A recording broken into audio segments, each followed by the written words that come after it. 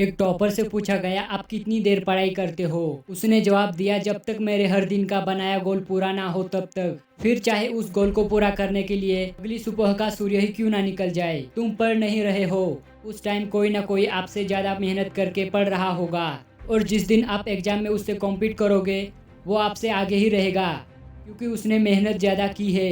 सुबह लगता है शाम को पढ़ूंगा, शाम को लगता है रात को पढ़ूंगा, और फिर रात को थोड़ी देर पढ़ने के बाद नींद आने लगती है, और इसी तरह पूरा दिन वेस्ट हो जाता है। अभी केवल दिन बर्बाद हो रहा है, कुछ सालों के बाद इसी आदत की वजह से आपका जीवन बर्बाद हो जाएगा। समय रहते आदत सुधार लीजिए, नहीं तो देर हो जाएगी। बच्चा पहले पलटना सीखता है, फिर बैठना, फिर घुटनों के बल सरकता है, और इसके बाद चलता और दौड़ता है।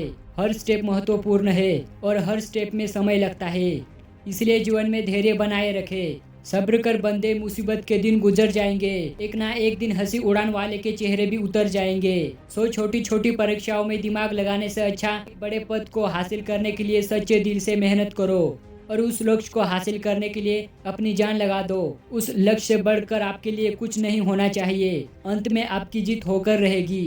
अगर प्यार करने का इतना ही जुनून है तो किताबों से करो, क्योंकि यह लोगों की तरह धोखा नहीं देती।